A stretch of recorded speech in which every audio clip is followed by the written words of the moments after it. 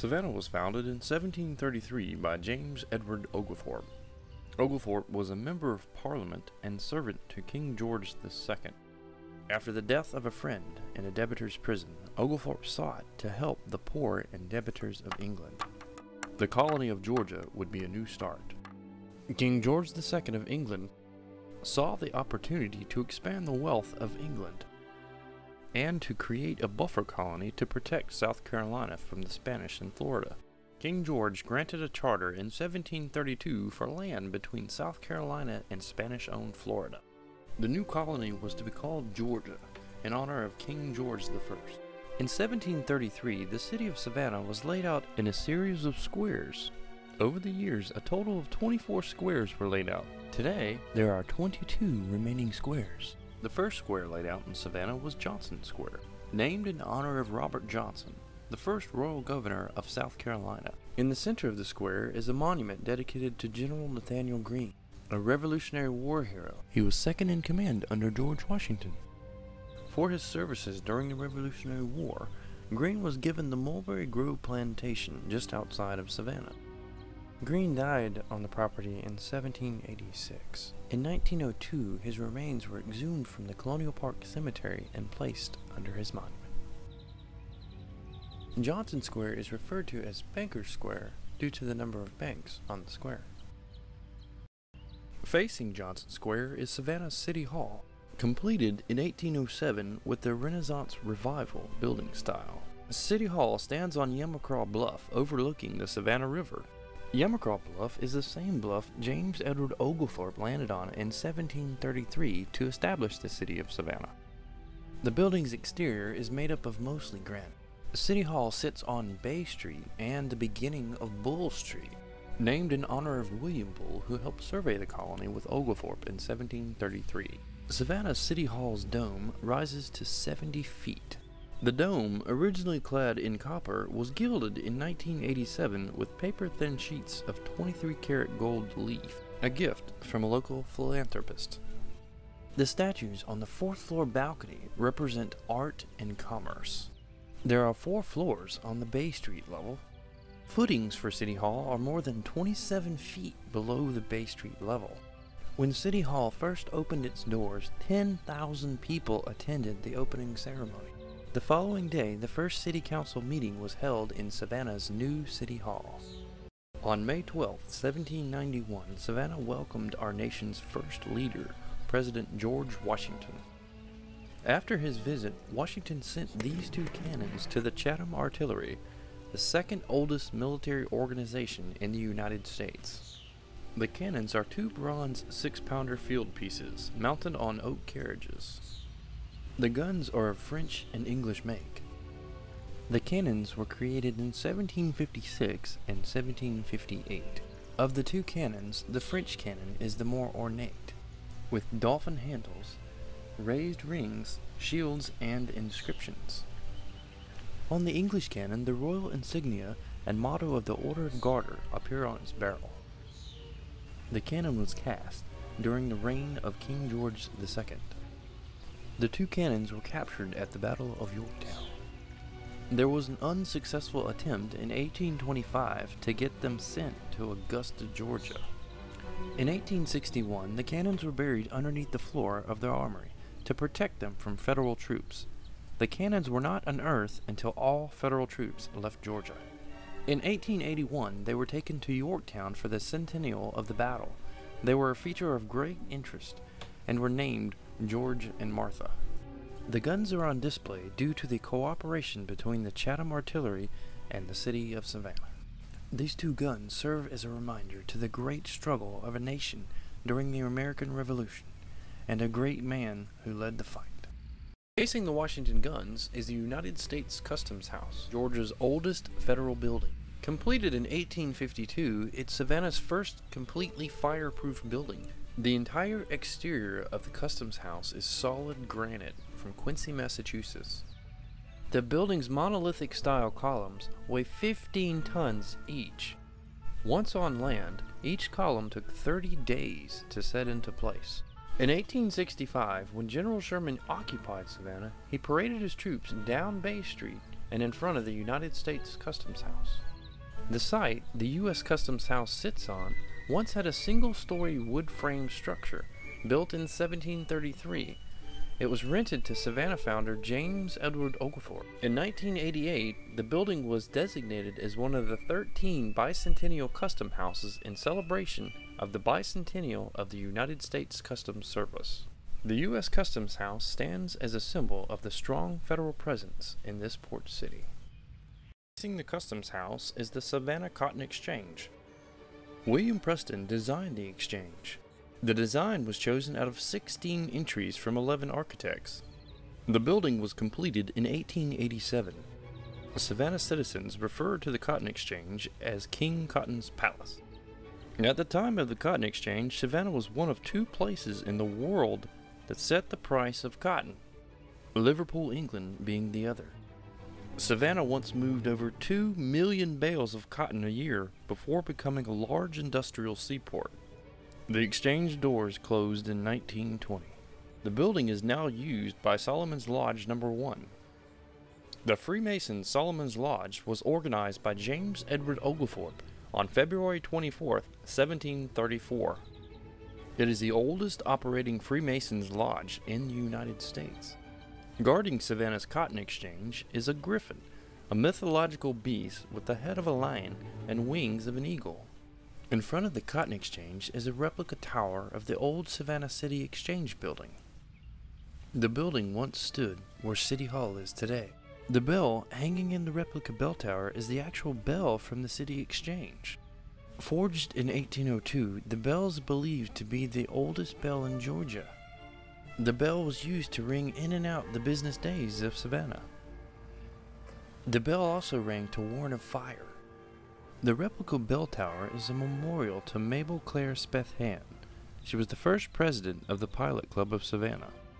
At the easternmost part of Bay Street are the remnants of Old Fort Wayne. The wall that stands here today was built in the 1850s. Built during the American Revolution, Fort Wayne was originally an earthen fort built to defend Savannah against the British coming up the Savannah River. Once known as Fort Savannah, after the Revolutionary War, the fort was renamed Fort Wayne in honor of Mad Anthony Wayne. Mad Anthony Wayne received the nickname Mad due to his reckless courage during the Revolutionary War. On top of Old Fort Wayne is the Beacon Range Light, also known as the Old Harbor Light. It stands 77 feet above the Savannah River.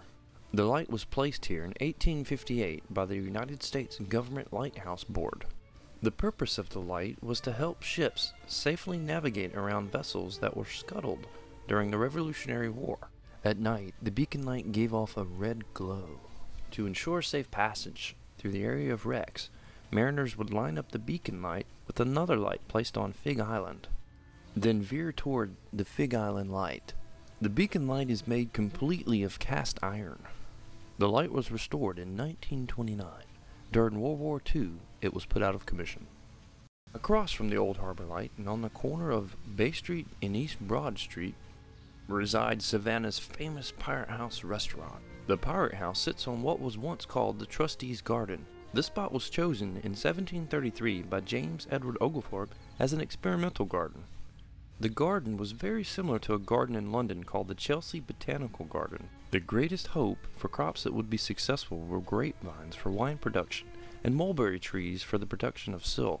Unfortunately, both crops failed due to unsuitable weather conditions. The small building next to the Pirate House is thought to be the oldest building in Georgia. It was built in 1734 to house the gardener of the Trustees' Garden. Georgia was quick to become an established seaport, and by 1753 there was little need for an experimental garden. At that time, this area of the city then became available for residential use.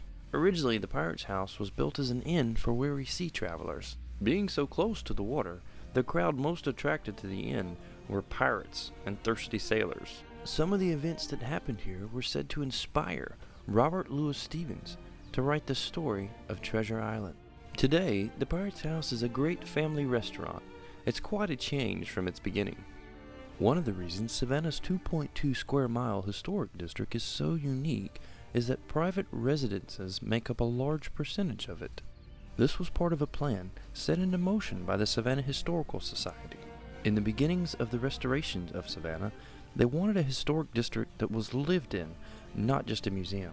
Though there are a number of house museums, such as the Colonial Towngate Davenport House.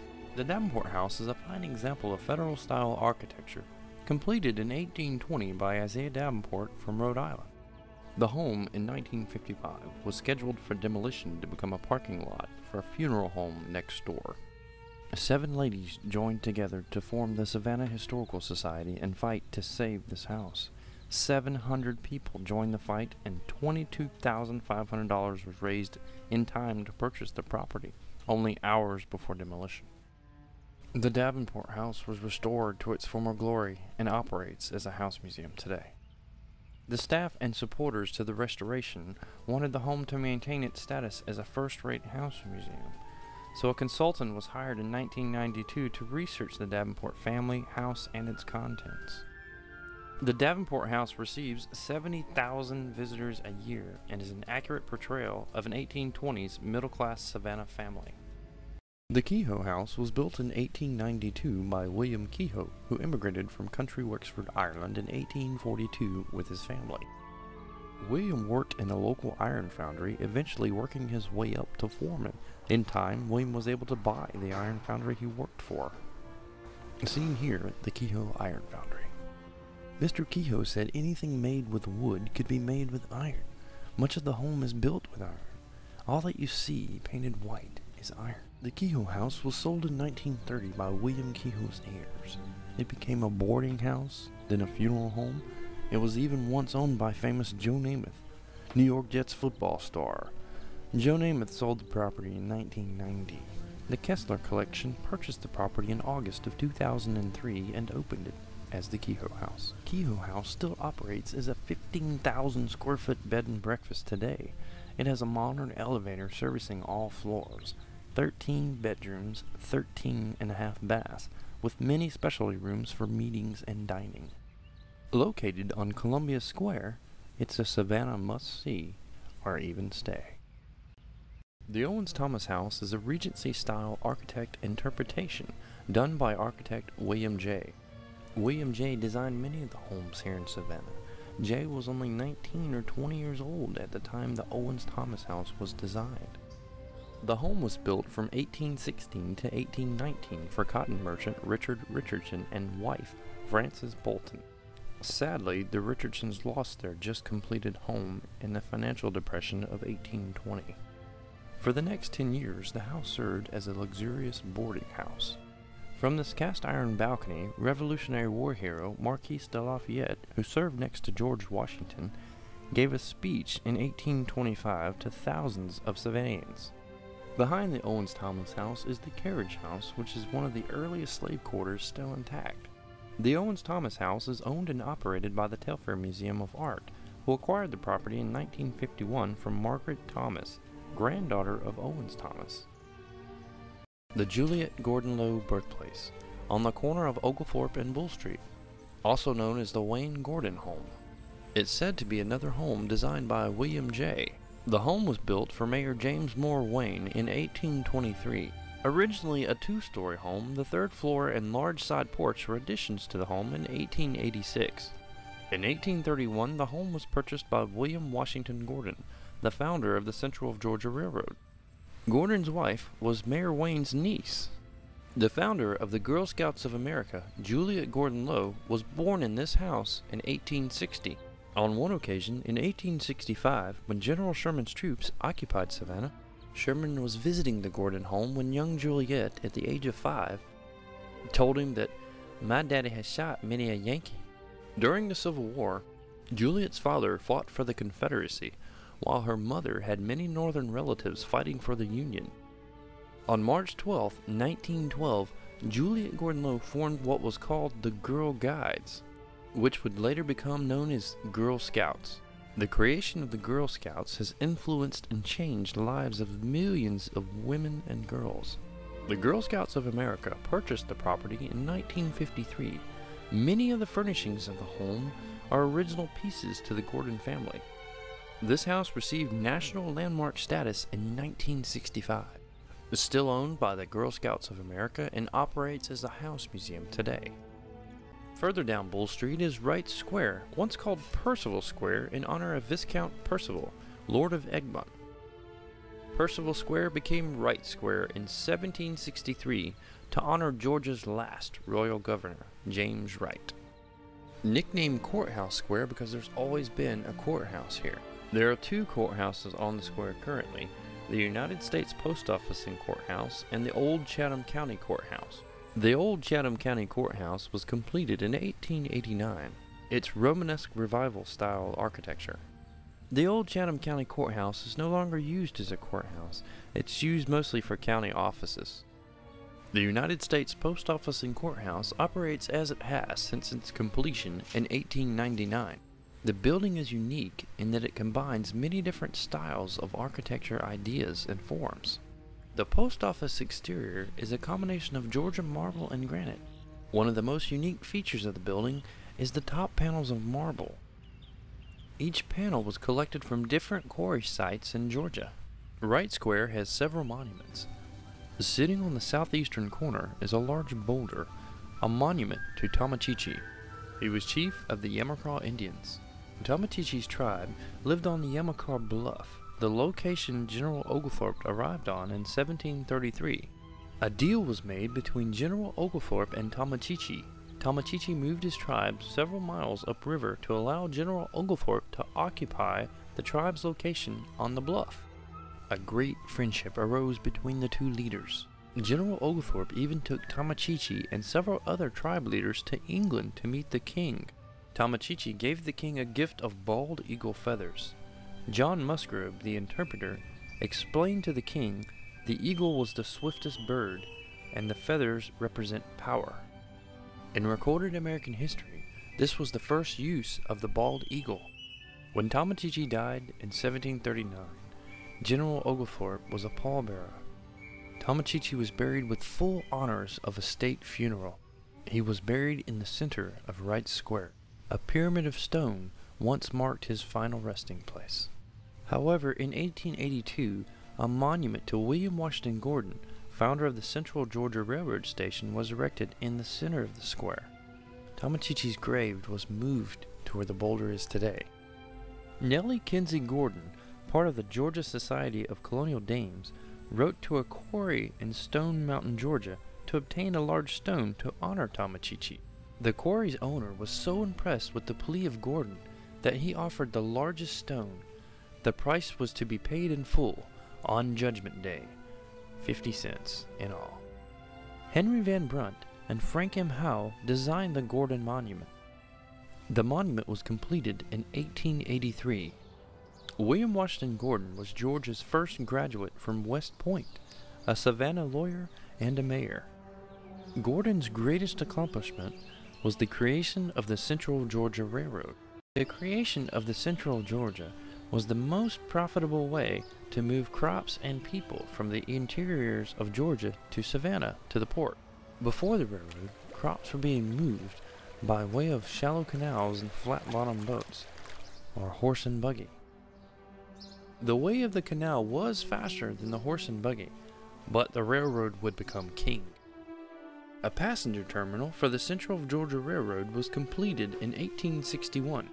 Today, that passenger terminal is the Savannah History Museum and Visitor Center. The Savannah Visitor Center is one of 13 buildings that remain of 17 original railroad buildings. The railroad buildings that remain make up the largest and most complete antebellum railroad transit, manufacturing, and repair facility in the United States.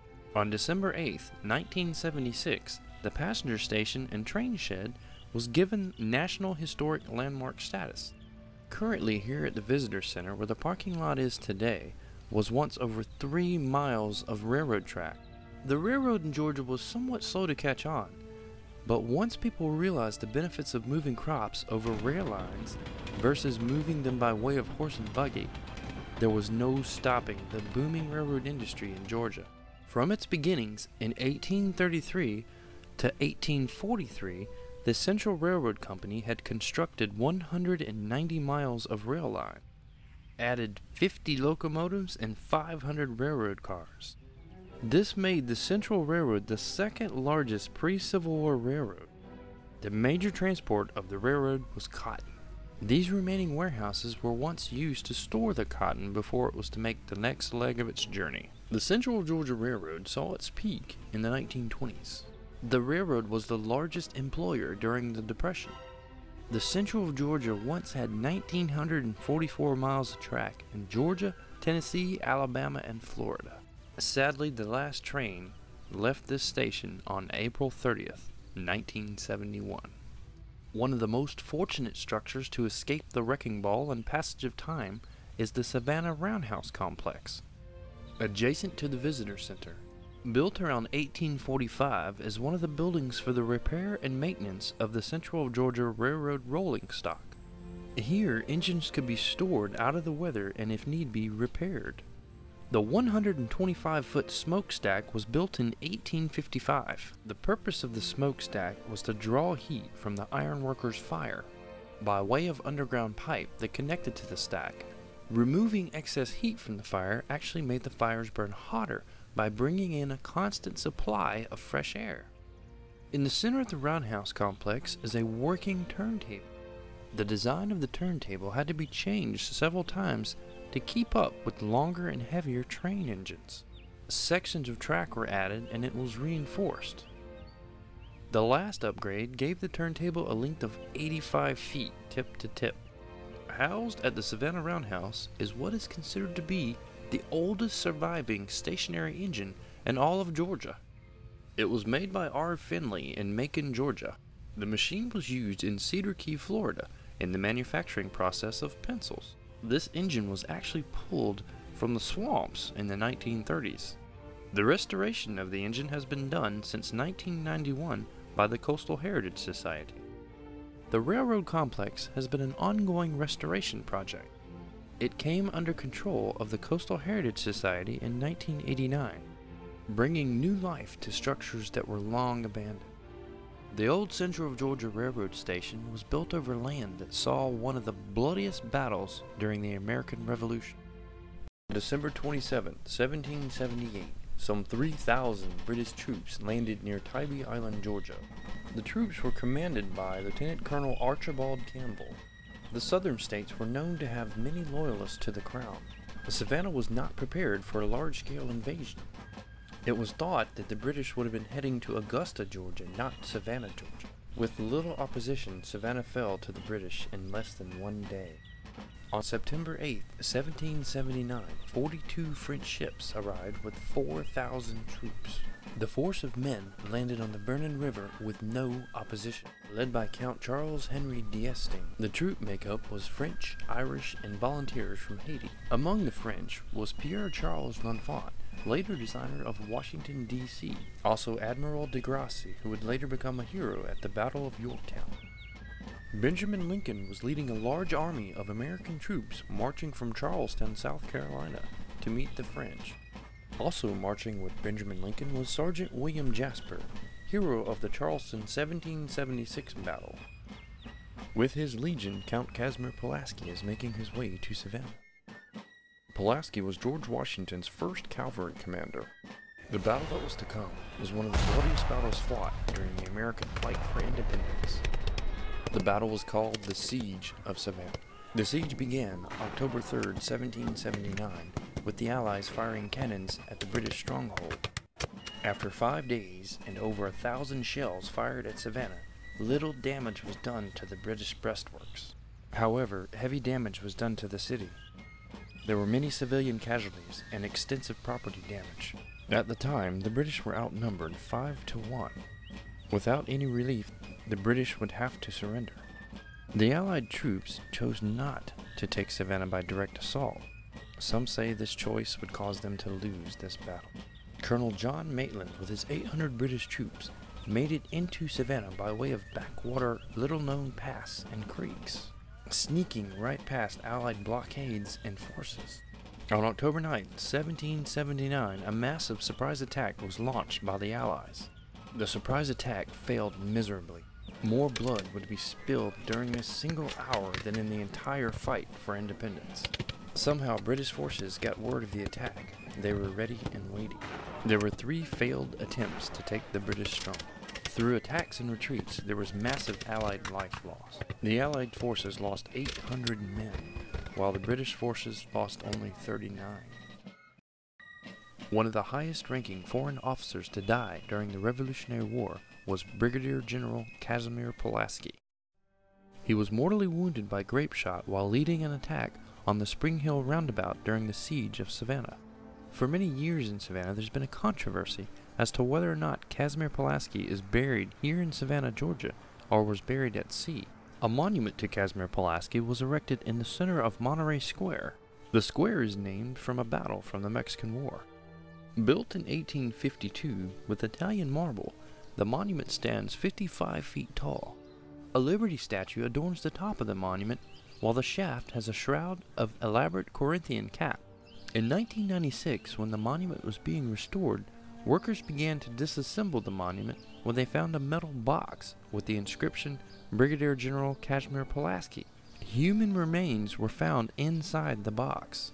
The remains were sent to Chatham County Coroner Dr. James Metz, Jr. A team was assembled, and after extensive research and testing, there's a 90% chance that the remains found could be those of Brigadier General Casimir Pulaski. Sergeant William Jasper stands tall holding his South Carolina 2nd Regiment flag in Madison Square. Madison Square was named to honor 4th President James Madison.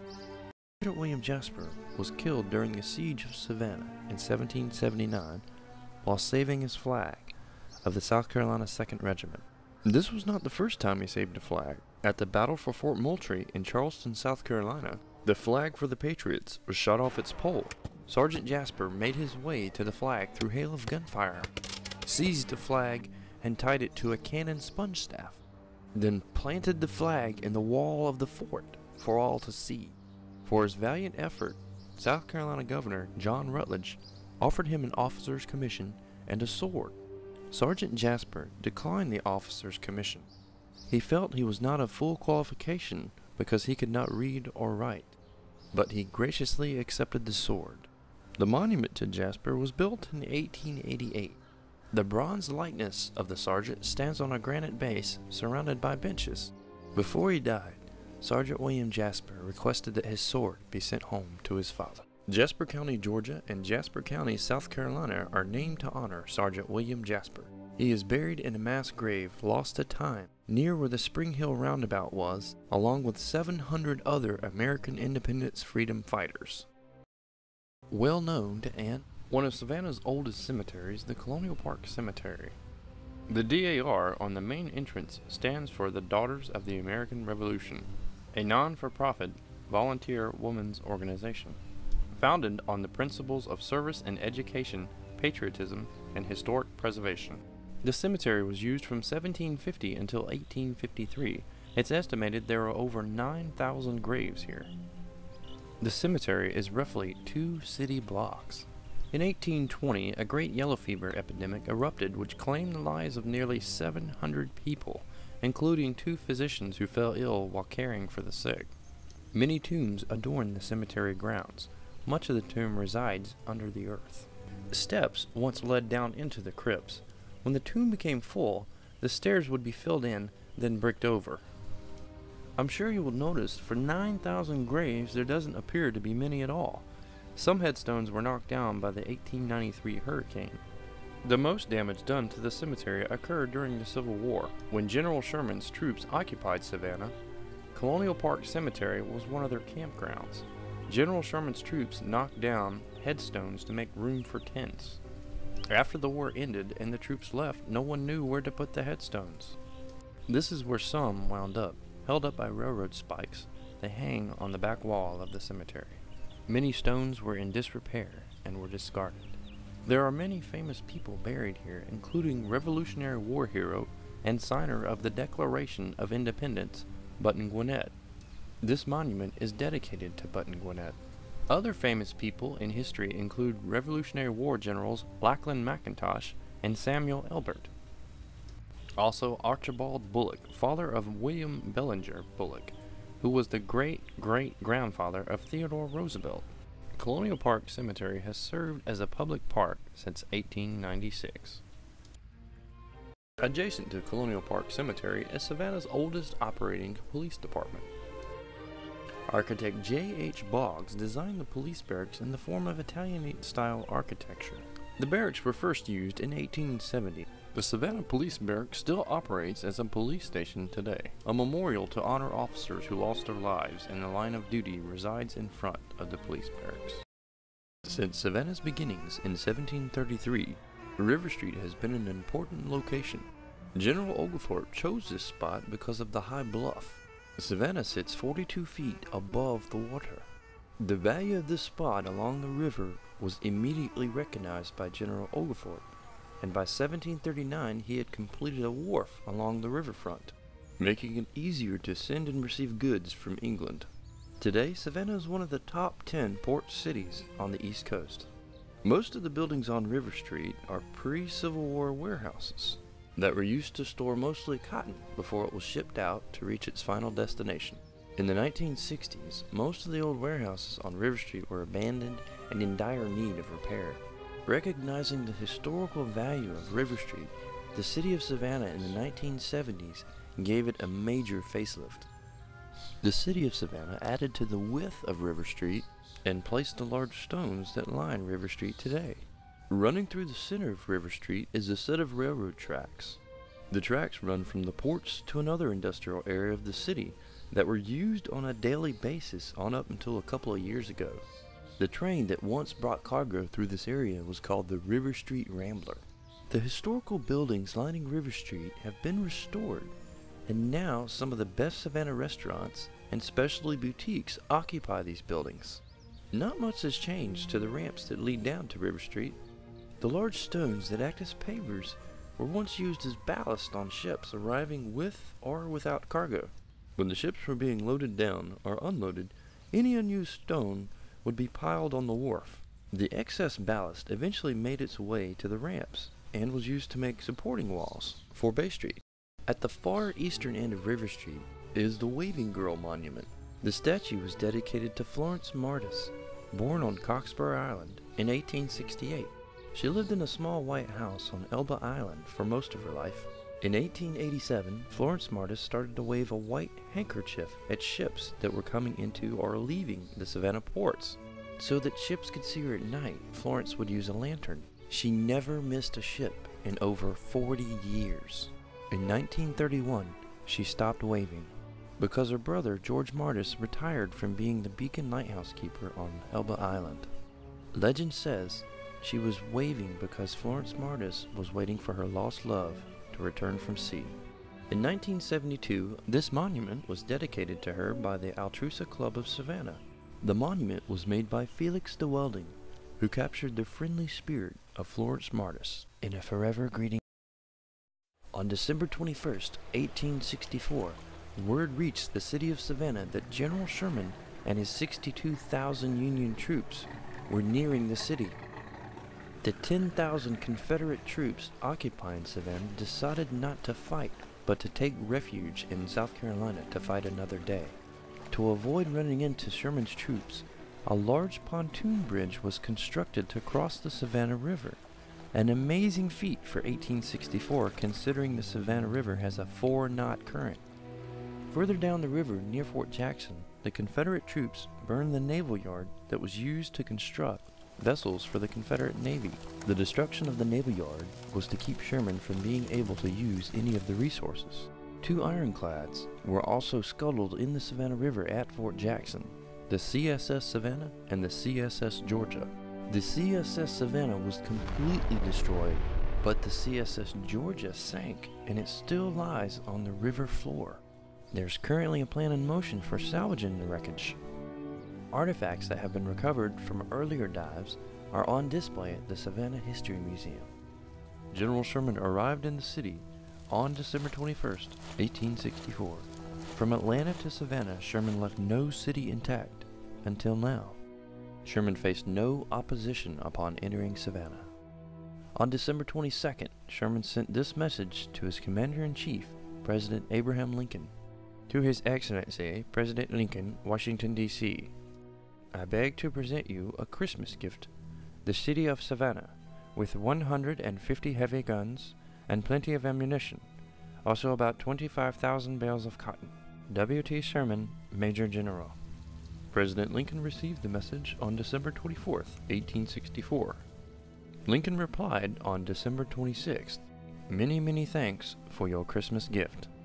No one is really sure why Sherman did not burn Savannah. General Sherman, sparing this beautiful city, left Savannah with all its historic buildings, including the building Sherman stayed in while occupying Savannah, the Green Meldrum House. Charles Green offered his home to Sherman in hopes that his actions would spare any other Savannah family the humiliation of General Sherman occupying their home. And he hoped it would save his thousands of bales of cotton. During the Union occupation of Savannah, General Sherman used the Green Meldrum home as his headquarters. From this house is where he sent his message to President Lincoln to spare Savannah. Sherman stayed in the house for 5 weeks. The Green Meldrum home took 10 years to build. Construction began in 1851 and was completed in 1861. The house is considered to be one of the finest styles of Gothic Revival style architecture in the United States. In 1943, the house was sold to St. John's Episcopal Church by the Meldrum family. The house gained National Historic Landmark status in 1976. The house is used as a parish house today. The Green Meldrum House is only a couple of blocks away from Forsyth Park. A large number of General Sherman's troops camped out in the park during the occupation. At 30 acres in size, Forsyth Park is the largest of the parks in the historic district. Originally, the park started with 10 acres. It was laid out by a private citizen by the name of William Brown Hodgson in the 1840s. In 1850, 20 acres were added to the park. Forsyth Park is named in honor of John Forsyth, one-time Georgia governor. The fountain in Forsyth Park was erected in 1858, and at the time was considered to be the largest fountain in the United States. The fountain is completely made of cast iron. There's a fountain similar to this in Paris. Many marriage proposals have been given in front of the Lady of the Fountain. In 1988, the Forsyth Park fountain was lovingly restored. A brick path surrounds the fountain with the names of those who contributed money to the restoration effort. Each year, the city of Savannah dyes the fountain green for the St. Patrick's Day celebration. In the center of Forsyth Park is one of the largest monuments in Savannah, the Confederate War Monument. Dedicated in 1874 to those who were living at the time and those who died during the American Civil War. The sandstone monument was bought with money from the Ladies' Memorial Association. Within a cornerstone of the monument holds a piece of the South Carolina Fort Sumter flag, a furlough signed by General Robert E. Lee, and a flag once belonging to the 8th Georgia Regiment. When the monument was made, part of the agreement said that it was not to touch Yankee soil. It was constructed in Canada, then shipped by sea to Savannah. The 1874 monument was different than the current monument. Originally, there were 2 statues, one of silence and one of judgment. The association did not approve, neither did the citizens of Savannah. A generous citizen, George Wimberly Jones, donated the bronze Confederate soldier standing on the top of the monument today. The other 2 statues were removed and placed in cemeteries. The bronze soldier was made by David Richards in New York. There are 2 Civil War forts near Savannah, Old Fort Jackson and Fort Pulaski. On Highway 80 heading east, Fort Jackson is less than 5 minutes from the historic district. The fort was named to honor James Jackson, an Englishman who turned patriot and quickly rose through the ranks to colonel. The British surrendered to James Jackson in Savannah close to the end of the Revolutionary War. The site that the current Fort Jackson sits on is much older. The spot originally had an earthen fort from the Revolutionary War. All ships en route to Savannah must pass by Fort Jackson. The construction of the current fort began in 1808, using brick to replace the mud. In the 1840s and 50s, the fort gained a moat, a second powder magazine, drawbridge, and other advancements. This fort was occupied by Confederate soldiers almost until the very end of the Civil War. It wasn't until Sherman arrived in 1864 that the fort was abandoned by the Confederates. The Confederates scuttled the CSS Georgia in the Savannah River before leaving. Fort Jackson has been operated by the Coastal Heritage Society since 1976. Further down Highway 80 and close to Tybee Island is Fort Pulaski, named in honor of Casimir Pulaski, who was mortally wounded during the siege of Savannah in 1779. General Simon Bernard designed the fort. The building of massive Fort Pulaski began in 1829. More than 25 million bricks were used to construct the fort. The cost of construction is estimated at $1 million. A fresh graduate from West Point, Robert E. Lee, worked on the drainage system of the island. Fort Pulaski rests on Cockspur Island, literally. In the beginning phases of construction, it was found that the soft mud of Cockspur Island would not hold the weight of the fort. Therefore, wood pilings were driven 70 feet down into the mud for a more stable ground. The moat that completely surrounds the fort is 7 feet deep. The width of the water barrier is between 32 and 48 feet. It can only be crossed by way of the drawbridge. Fort Pulaski was designed to hold 140 cannons. The walls of the fort are 11 feet thick. Upon its completion, the fort was thought to be invincible and as strong as Stone Mountain, Georgia. Because the fort is surrounded by water, it was thought that no smoothbore cannon could get close enough to the fort to do any damage. This thinking process was forced to change on April 10, 1862. Preparing for a siege, Union forces worked for 2 months moving 36 cannons onto Tybee Island. Most of the work took place at night and in virtual silence. Moving heavy guns through thick sand and marsh is a task unto itself. Unknown to the Confederacy is that 10 of the cannons that were moved were an experimental type gun. These special guns had what's called rifled or spiraled barrels as opposed to smoothbore. The projectile fired from the gun had an expansion ring which engaged the rifling on the barrel, causing the projectile to spin and giving the bullet-shaped shot increased range and accuracy. Also, it allowed for deeper penetration. Smoothbore cannons had no chance to break through Pulaski's walls further than 700 yards. These new experimental guns could fire an accurate shot close to 2,000 yards. The 385 Confederate troops inside Fort Pulaski had no idea of this new cannon. So you can imagine their surprise when shots being fired from Tybee Island 1 mile away were easily penetrating the 11-foot thick walls. The smoothbore cannons of Pulaski could do no damage to the Union guns on Tybee. It was clear this invincible fort stood no chance against these new weapons. Due to a breach on the southeast corner, shots being fired were threatening the main powder magazine. Over 40,000 pounds of gunpowder was stored here. Had a shot exploded in the main powder magazine and ignited the 40,000 pounds of gunpowder, it would more than likely have killed the 385 Confederate soldiers occupying Fort Pulaski. After only 30 hours of bombardment, Fort Pulaski was forced to surrender. Colonel Charles H. Olmsted surrendered the fort to the Union. At the official surrender of Fort Pulaski, Charles Olmsted reportedly said, "I yield my sword, but I trust I have not disgraced it." In 1924, Fort Pulaski became a national monument. Today, Fort Pulaski is operated by the National Park Service. I'd like to thank you for joining me through some of Savannah, Georgia's treasures. There's so much more here that just cannot be covered. This is truly a rare city to have so much of its history still intact.